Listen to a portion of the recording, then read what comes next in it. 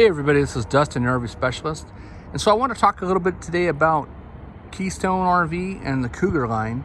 If you have a Keystone RV and you haven't already joined us at Keystone RV Owners in the RV Shop with Dustin, please check that out. Inside there, you're going to find, the group is there. Everybody's there to help you. Other RV owners, as well as their posts, our posts. We do a lot of videos online through Your RV Specialist, which you're watching here today. And we talk about just different things on the coaches that we're repairing, things that we see, issues. This morning, I just want to talk a little bit about condensation. So you can see these big puddles on the ground. Those are just from the morning condensation. And it's really not that cold here in Lodi.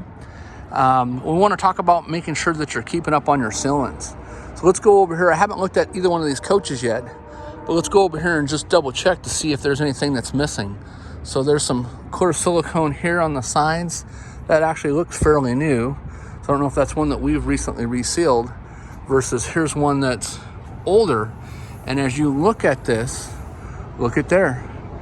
Sure enough, this guy's got all kinds of separations right here. So you can see all these water beads that are leaking down, and you can see the separations here.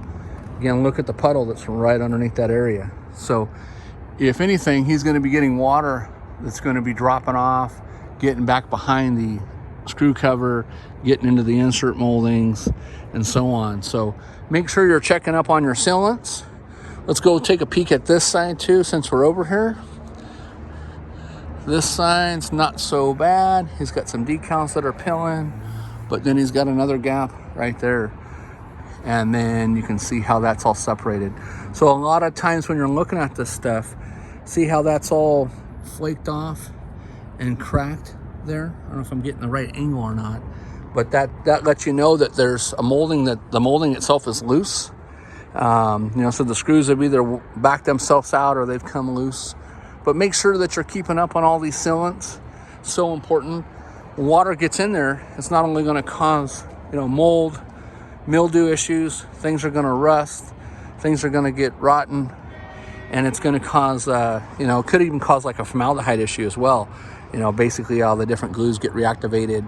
A lot of the glues in our industry are water-based, so that way when they, if they sprayed out of the machine or drizzled out of the machine, when they sandwich these walls and stuff together, that if it jams up the machine or the guns, they can quickly clean them up.